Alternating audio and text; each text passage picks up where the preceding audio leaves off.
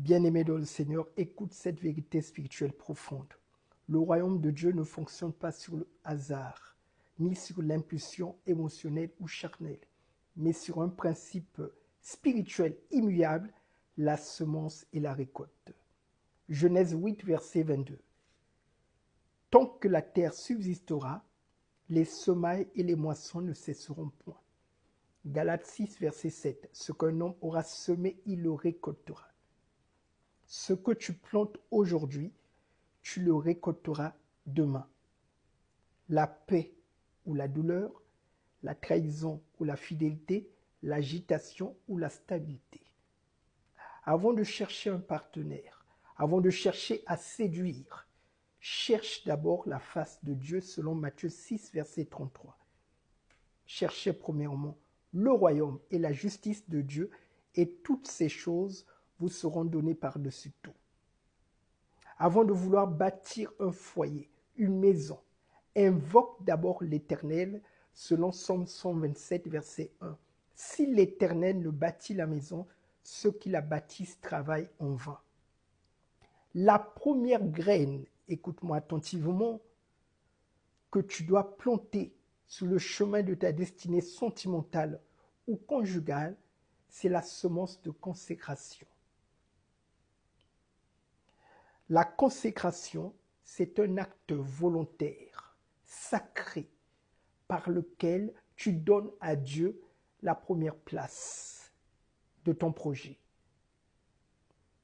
Le premier fruit, le premier souffle de ton mariage, de ta relation, de tes fiançailles, etc.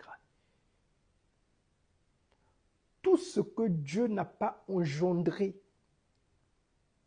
par la consécration sera détruit par l'ennemi dans la dimension terrestre.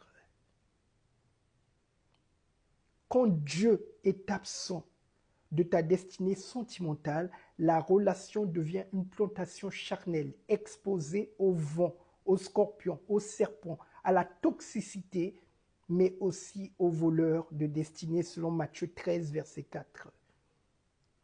Pourquoi tu dois consacrer ta destinée sentimentale ou conjugale entre les mains du Seigneur? Numéro 1, c'est pour envelopper ton étoile conjugale d'un manteau céleste de protection, de bonheur et de prospérité.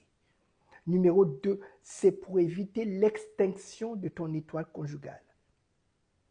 Qu'elle ne soit ni bloquée, ni retardée, ni éteinte, ou même invisible aux yeux de celui ou celle que Dieu a préparé pour toi.